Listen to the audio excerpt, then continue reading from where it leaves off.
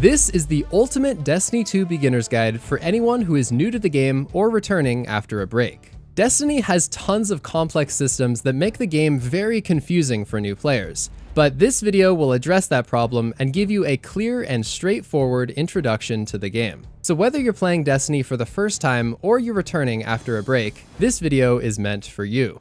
The first major decision you'll make as a Destiny player is deciding which class you'd like to play. This is an important decision, but don't stress about it too much because you can have 3 characters, so really what you're doing here is just picking which one you want to try first. Hunters are the agile and rogue-like characters, Titans are more tanky and melee-focused, and finally Warlocks are like wizards that focus on wielding space magic. Each class also has a unique class ability. Hunters have a dodge that lets them escape very dangerous situations, Titans put up barricades to protect their fire team, and Warlocks put down a rift that can heal or boost the damage of their fire team. Choosing which class to play is ultimately up to you, but I will note that Hunters are the most popular class by a considerable amount, and their jump is also the most intuitive to learn as a new player.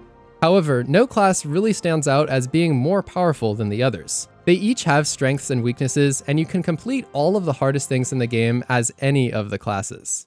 After you select a class, you'll play through a few simple missions that introduce you to the very basic things, like how to move your character and fire your weapon. As you finish up this tutorial, you'll probably notice a button called View Journey, and this will introduce you to a feature called Guardian Ranks. This is basically a checklist of things that will get progressively more challenging as time goes on. I recommend completing these objectives when you're a new player because they will guide you on your journey and introduce you to the basics of the game. At first, these objectives are very simple things like go visit this planet, but before you can really do any of this, you'll need to understand how Destiny's menu system works. Since there are a lot of different systems in this game, there are also a lot of menus. The first and most important menu is called the Director, and you can see it right next to the View Journey button that we just discussed. This is basically a big map of the current Destiny universe, and you can select a location in order to travel there. For example, there are planets like Neptune, but also social spaces like the Tower. There are also activities displayed here on the Director. Vanguard is where you'll find strikes and other 3-player missions. During these missions, you'll fight against various enemies and eventually defeat some kind of boss at the end. These are a step up from the regular story missions, but the basic Vanguard playlist called Vanguard Ops is still very beginner friendly. Next up, there is Gambit. This is a mode where 2 teams race to see who can defeat enemies faster, and players can also occasionally invade the other team to mess them up. This is kind of a blend between fighting enemies in PvE and fighting other players in PvP. Speaking of which, the Crucible is home to Destiny's player versus player activities where players compete in a variety of different modes. There is a relatively steep learning curve to Destiny's PvP, but if you practice enough to get the hang of it, PvP can be some of the most fun and replayable content in the entire game. The next menu you'll need to know is the Quest tab. In this tab, you can view your current quests, and to make things easier, you can also select a quest to track it. This little green icon will appear, and then when you go back to the Director, the same green icon will guide you and tell you where you need to travel in order to work on the quest. The Season tab is where you'll slowly unlock rewards as you level up. This will give you armor, weapons, and materials that you'll need along your journey. There's a total of 100 possible ranks in each season, but your level resets every 3 months when a new Destiny season is released. This tab on the right is your Social tab. This is where your friends will appear, and there is also this little inbox where you can accept invites to join someone's fire team or clan. That's all for this screen, but there is also another menu with a couple of things you'll need to know about. This is the character screen. You'll spend a lot of time here customizing your Guardian and selecting which weapons and armor you want to use. You can also select which subclass you want to use over here, but if you're brand new, you probably don't have many of them unlocked just yet. You will unlock and upgrade your subclasses by visiting Ikora in the Tower and completing campaigns. Each subclass has different powers and abilities that you can customize in order to make a build and grow much more powerful as a player. For example, on this screen, you'll be able to select which super and jump option you want to use. You can then pick some extra modifications called aspects and fragments in order to further enhance your subclass. Beneath your character screen, you'll find cosmetic items where you can select your ship and sparrow, equip different emblems, and modify your transmog. Don't worry too much about cosmetics for now, but keep in mind that many players become obsessed with fashion as they get more into the game. You'll probably be spending a considerable amount of time exploring the thousands of amazing armor and shader combinations that Destiny has to offer. Your inventory is the place for all of your random materials and the stuff that you pick up as you play. On the right, you'll also see how much currency you have, and the main 2 that you'll want to know are Glimmer and Legendary Shards. Glimmer is the most basic currency in the game, while legendary shards are slightly more rare and can be used to obtain more important loot at vendors. You'll constantly acquire both of these currencies while just playing the game, but if you need more Glimmer, you can get it at the Cryptarch in exchange for another material, and if you need more legendary shards, you can get them by dismantling some of your legendary gear. This is your Collections tab. Since Destiny has thousands of different weapons and armor pieces, this is where you keep track of all the ones that you have unlocked. Notably, exotics that you have unlocked can be reacquired from the Collections tab at any time for a relatively low cost. Lastly, the Clan tab is where you can view your clan and the progress towards clan loot. That's all you need to know about the menus for now, but before we move on, let's revisit the Inventory tab and take a closer look at some of the materials that are extremely important when upgrading your loot. Upgrade modules are the main material that lets you upgrade your existing gear through a process called infusion. Say you have a weapon that you really like, but it has a low level compared to the other stuff you have. With the use of an upgrade module, you can increase the power of the weapon you like by consuming another weapon that is higher level. You should never delete a legendary weapon simply because it isn't a high level. This is a trap that many new players fall into. Since you can always upgrade the level of your weapons and gear with infusion, the things you should really care about are the perks and stats of your items. Upgrade modules are obtained through campaigns, the season pass, and you can also buy them from the gunsmith. These are engrams. They are obtained by doing various activities, and they can be decrypted at the Cryptarch to become useful weapons and armor. These next three materials are closely related to one another, so I'll explain them all at once. They are enhancement cores, enhancement prisms, and ascendant shards. These materials are used to increase the stats of your existing weapons and armor up to a maximum of level 10, at which point they are considered to be masterworked. Each level on a weapon will increase a single stat by 1 point. On armor, you will get +2 of every stat after you upgrade it to level 10. As a brand new player, you'll want to avoid masterworking anything to level 10 for now, unless you're absolutely sure that you want to use it long term. Save your materials until you're a bit more experienced and you become ready to optimize your weapons and armor. Before you can get to that point though, you're gonna need to level. Leveling is the number on all of your weapons and armor, and it steadily goes up as you play the game and get more loot. As you might assume, higher numbers are better, but as I mentioned a minute ago, you can always upgrade the power of a legendary item by infusing another item into it. Your overall power is determined by averaging all of your weapons and armor, and then adding a small amount from your artifact. This number increases based on how much experience you've gained in the current season. When you're first leveling up, you'll notice that your power increases extremely fast for a while. Basically, every single activity will increase your power.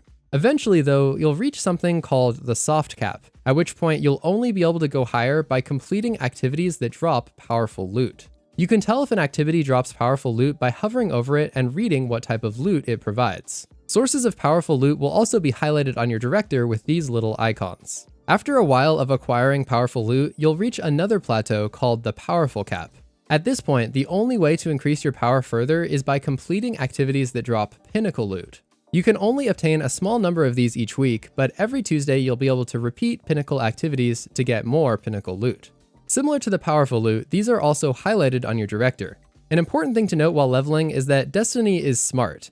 You don't need to equip the highest level gear in order to get higher level drops. You can even put your highest level gear in the vault. As long as you don't dismantle it, you'll continue to receive higher and higher level drops. If you want to level efficiently, something you really need to keep track of is the levels of each of your individual slots on your Guardian.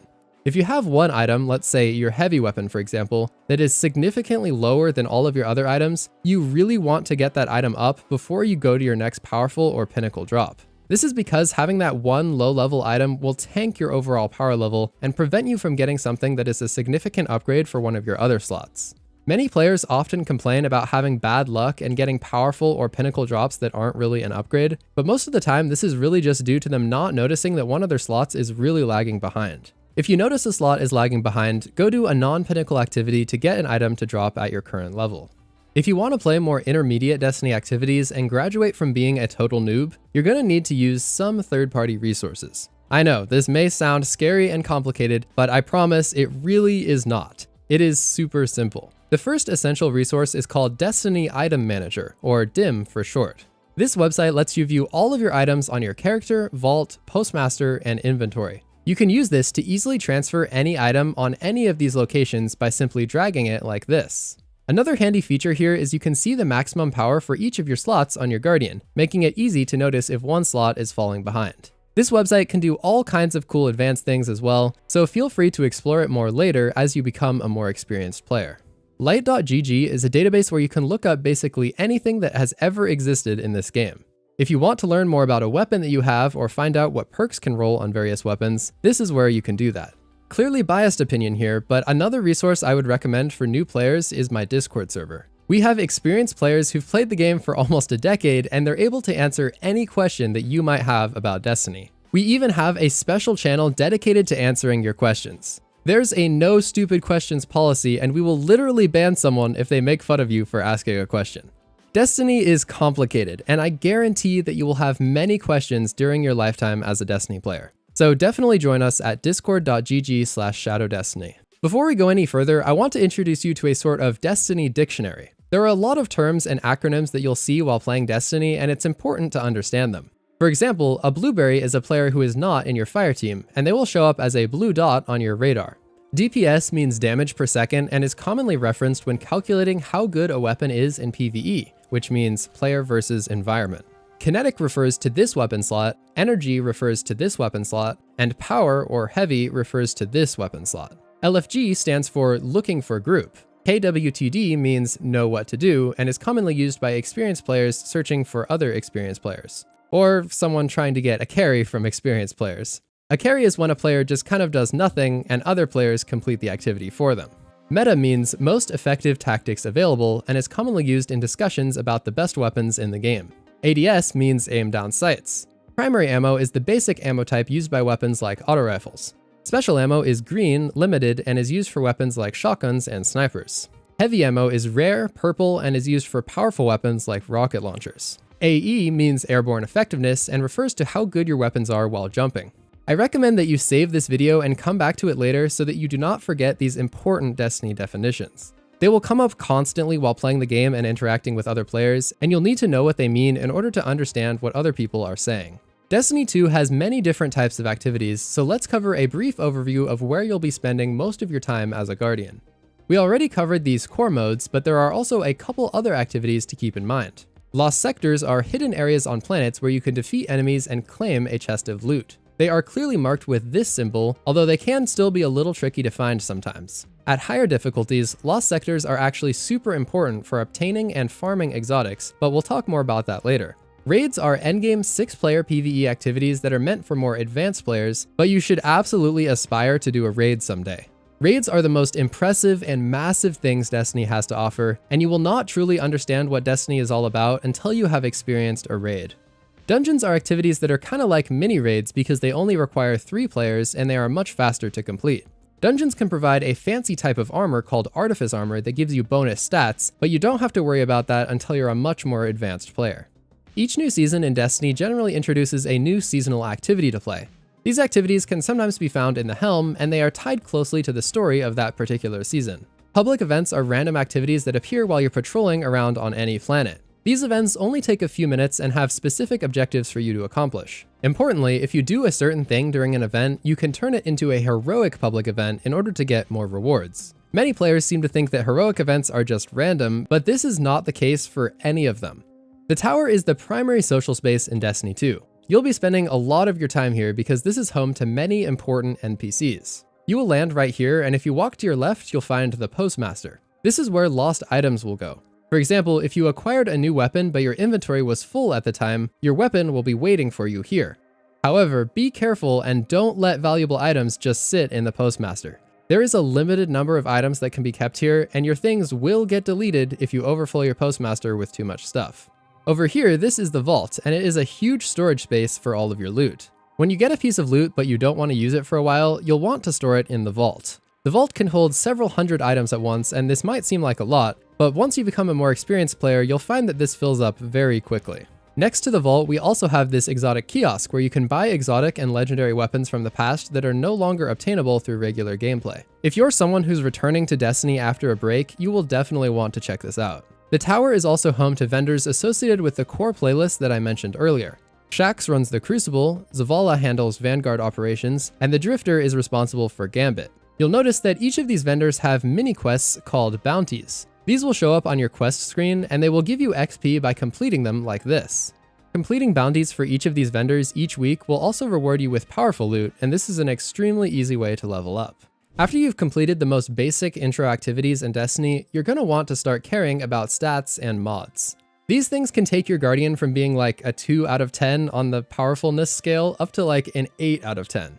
Your stats can be viewed here on the character screen, and they each do different things. Mobility will increase your jump height and your strafe speed, but notably it does not increase your sprint speed. For hunters, this stat also lets you dodge more often.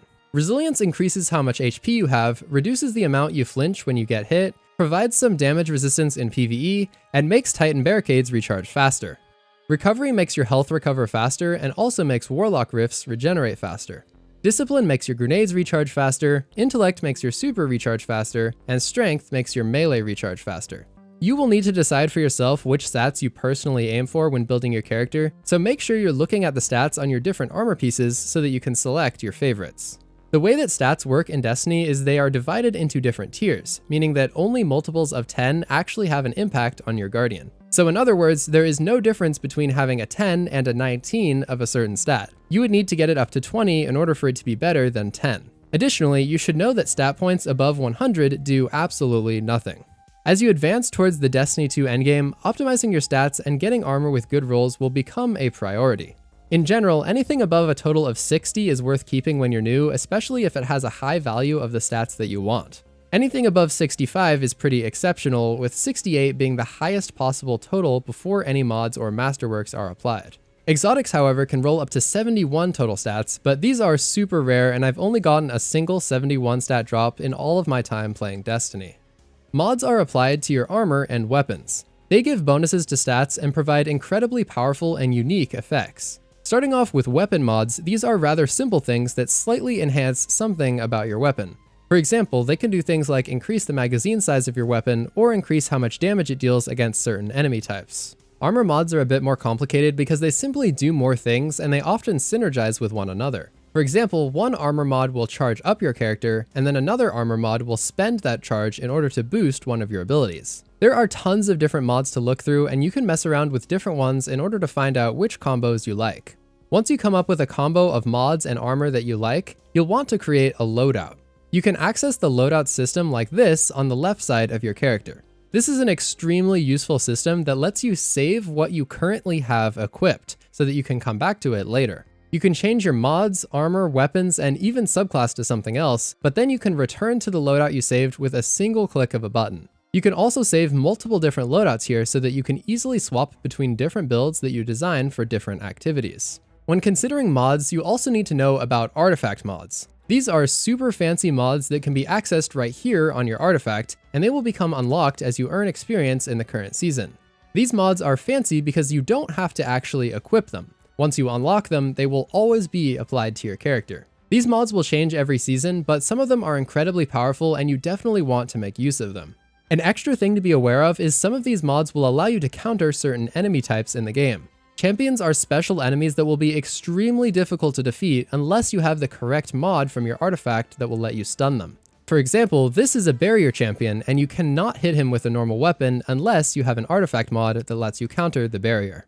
Some exotic weapons also have unique anti-champion capabilities that lets you absolutely destroy champions, so keep an eye out for those as well. Speaking of exotics, these are some of the most powerful and high rarity items in the game. For example, the last word is an exotic hand cannon that fires faster than any other hand cannon and is also incredibly accurate and deadly while firing from the hip. No other weapon feels quite like the last word. Anyway, you'll probably want to make use of an exotic weapon and an exotic armor piece in your loadout. You can only equip one exotic weapon and one exotic armor piece at a time, so you'll have to choose wisely. The easiest way to get exotics is to visit a mysterious traveler named Zur who only appears on the weekends. He also appears in different locations, so you'll have to look up where he is in order to find him.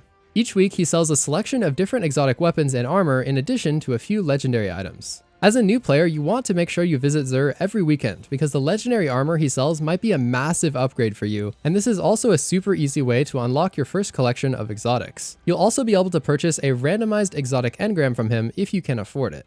Other ways to get exotics include Legendary and Master difficulty Lost Sectors, the Vex Strike Force event on Neomuna, and just random drops that you get while playing. If you're watching this video after May 2023, you'll also be able to focus exotics at the Cryptarch. You can only focus exotics that you have already obtained, but this is a great way to get better stat rolls on exotics that you already have and know that you like. Crafting is a way to pick exactly what perks you want on your weapons. As you start to get into more endgame stuff, you'll find that weapon crafting is an incredibly important part of obtaining the most powerful weapons in the game. Most weapons drop with randomized perks, and these perks are often not the ones that you want, so the crafting system is the way to create your ideal weapon. In order to craft a weapon, you'll first need to collect patterns. You can do this by deleting weapons that have red borders around them, or by completing the objective on them and then extracting the pattern like this. After you craft a weapon, you'll need to level it up by using it, and eventually you'll unlock all of the perk options on it. You can then reshape your weapon with amazing perks, and you can even spend extra resources to get fancy enhanced versions of your favorite perks. You can unlock the crafting system by doing the first couple missions of the Witch Queen campaign, and I would recommend doing this as soon as possible so that you can begin getting those red border weapons to drop. If you get invested enough into the game and play it for a while, you'll start to realize that a lot of the content requires you to own expansions or seasons. Generally, if you're going to purchase expansions, it's a good idea to buy the latest ones because they will give you access to the most relevant and recent activities and story missions. The Witch Queen also stands out as it is by far the best campaign in Destiny 2 right now. So if you're looking for a fantastic narrative experience with amazing story missions, that's where to go. Generally, my opinion is that you should try Destiny for free when you're brand new, and then if you decide you actually enjoy the game, it's probably worth buying expansions. These will unlock so many new exotics and activities and story missions that you would not have access to as a free-to-play player, and if you're regularly playing the game, it is absolutely worth buying some of this content in my opinion. Definitely buy the newer stuff before you buy stuff like Shadowkeep though, as it is rather outdated and doesn't provide as much value. I asked my community of experienced Destiny players to answer the following question. If you could give one piece of advice to a new Destiny 2 player, what would it be? There were hundreds of replies, but I'm going to share some of the best and most helpful ones with you now. I hope that you find these insightful. This guy said, the best advice I could give is to find people to play with. Whether it be friends, family, or a clan, the game is infinitely better with friends. There's plenty of discords and clans to join too. There were about 100 more comments saying similar things, and I absolutely agree. Destiny can be played solo, but it is common knowledge that this game is more enjoyable when played with friends. If you're looking for friends to play with, I will again remind you that my Discord is a great way to meet people. Join us at discord.gg/shadowdestiny. Use whatever you are comfortable with and find fun. It doesn't have to be meta, and don't let people control what you use. At the end of the day, Destiny is a game, and games are meant to be fun. You should play whatever activities you find enjoyable and use whatever weapons you think are cool. Don't let anyone else make those decisions for you. I'd also add here that you don't have to exclusively use what YouTubers tell you to use. This guy said, watch Shadow Destiny. Yeah, this is definitely a pro tip right here. In all seriousness though, if you're finding this video helpful, you'll probably like my other videos as well. Check them out after you're done watching this. Another piece of advice I'd leave you with is to explore the game at your own pace, and do so with the goal of finding some part of the game that you personally enjoy. Try out Gambit, Crucible, Dares of Eternity, Dungeons, explore everything, and find something specific that you like doing. That is truly the key to enjoying your time in the Destiny universe. There are about 100 exotic weapons, and if you're a brand new player, you might be wondering which ones are actually good and worth using. Well, I actually have the perfect solution for you. I ranked every exotic weapon into a tier list based on their PvP performance in this video right here, and I recommend watching it now. I hope that you found this beginner's guide educational. It took a lot of work to put it together, so consider subscribing, and if you're feeling generous, try out the super thanks button. Thanks for watching, have a great day.